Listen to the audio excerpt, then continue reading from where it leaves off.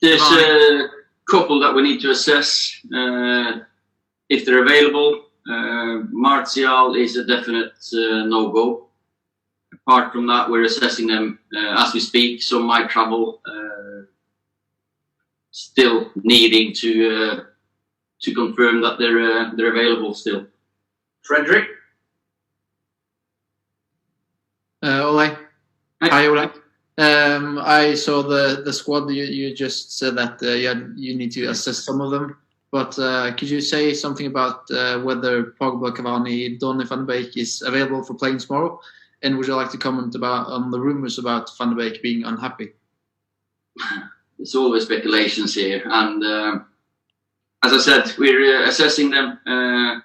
They've been involved with the training session. And then let's see tomorrow if there's any reaction or not. They all trained yesterday, trained today, and hopefully there's no reaction.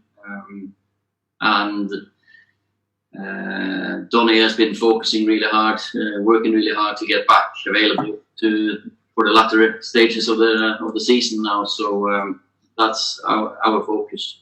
Simon Peach. Afternoon, Ole.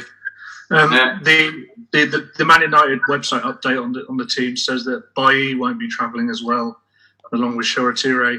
What's the situation with Bailly, and how long can we expect Martial out? And also, with David De Gea now eligible or available to play, would you be tempted to play him tomorrow night, even though Dean's been the Europa League goalkeeper? Shola will be playing for the under 23s. So we felt it was right for him then. Eric's being assessed. So and with regards to the decision making on what team we're gonna play, let's see how everyone feels tomorrow. Andy Mitten. Hi, Ole. Hiya. Pay much attention to the stadiums you visit. How does San Siro compare and rate? Is it one of the best ones to you? I played. I think I only played once in a friendly San Siro. I was mostly a spectator watching. Fantastic stadium with history. When it's full, it is an incredible place to play. So we're gonna, unfortunately, play it in a different type of atmosphere.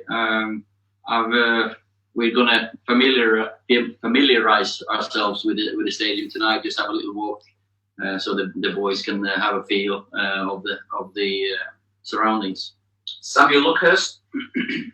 Well, it was obviously strange for Diogo Dalot playing against the team last week. He's on loan at Milan until the end of the season, but does he still have a future at United? He obviously had a difficult season last season. Yeah, the plan was always for Diogo this season the main thing for Diogo was to be fit. He never managed to be fit for a long spell when he was here, unfortunately with injuries. Now he's kept fit all season. He's been available for them. He's playing at the big club, big expectations, great history of the club. So it's been a good year for him. So of course, I've been very pleased with his development this season, and he's our players, and we're looking forward to having him back. Simon Stone. Ole, both yourself and other people at the club talk about the progress that's been made. How do you measure that? Because other people will argue, well, United don't, they haven't made progress until they win something, which we ask you about all the time. How can you be sure that you have made progress? I think you have to say that when you see the culture of what's happening every day, I feel a lot of improvement in the everyday routine, everyday work we do. The boys have taken on board what we want, and it's for others to assess how much of an improvement. We're 12 points ahead of what we were at the same time in the league last season. Of course, we're all aiming to win trophies at this club. But as we've said, sometimes a trophy can hide the facts, hide the other facts, what's happening at the club. It's in the league position, of course, you see if you're progressing really. And sometimes in the cup tournaments, you might be lucky, you might be unlucky. Draws, games, and be decided on different factors.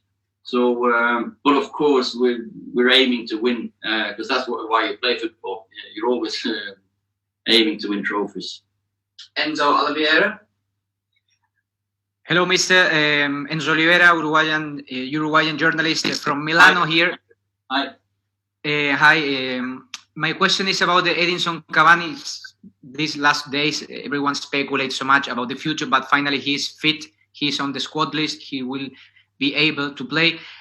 What he can bring to the team about his experience, because he knows so much the San Siro Stadium when he was playing in Napoli and whatever, and what he can bring in that kind of matches, about his kind of experience in this kind of teams. Thanks. Edinson is trained for a couple of days now, and we're still assessing him. When he's in and around the club, his experience, his influence on all the others is great. He always tries to help everyone, and of course, when it comes to a game, if he's available, he speaks to them. The lads look to him. So hopefully there's no reaction after the training sessions he's had the last few days, and he'll be available. I won't have time to get around all of the hands, but I'll go next to Laurie Whitwell because we just do have to travel soon. Hi, Ole. It's a clutch situation coming up with AC Milan game.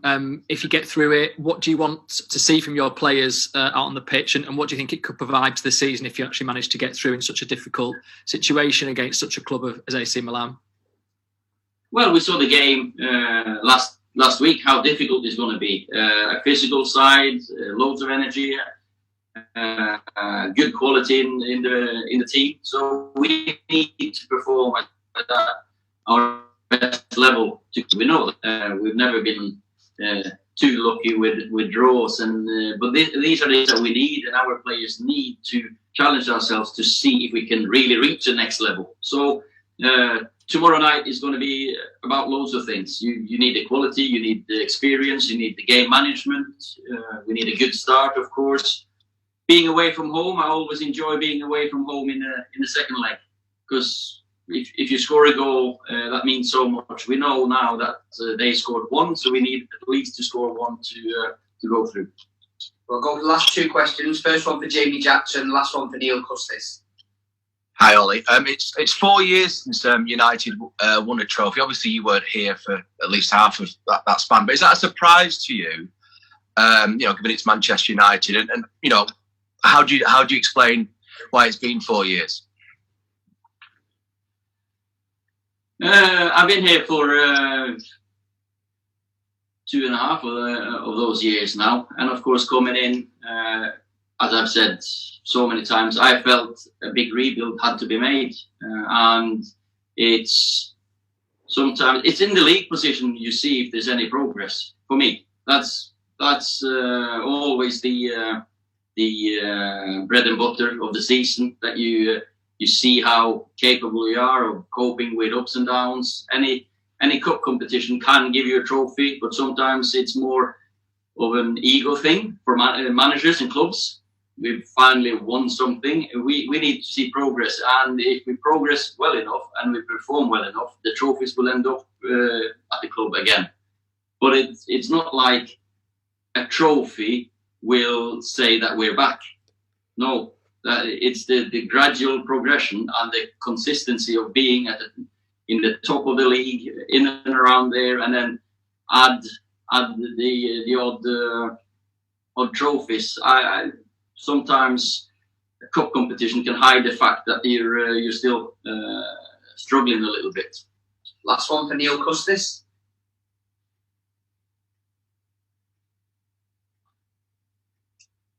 Hi Neil, do you want a question? Probably have to unmute. Right, can you hear me? There you go. You say that, Ollie, about the league, which obviously shows the consistency. Do you think some managers are just designed to be good cup managers and they can put those trophies on the table? Well, every manager wants to win every game, and we want to fight on every front. Then it comes to a point in the season that you can, okay, we can't win this, we can't achieve that success, and then sometimes, you might sacrifice the league position to get a cup run towards the end. I haven't been here and felt that we can prioritize any games yet. We need to try to win every single game. Every single player needs to learn how to cope with all the pressures and the standard and expectations.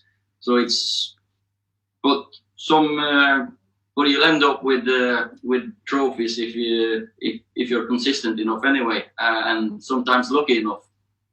Thank you very much, everyone.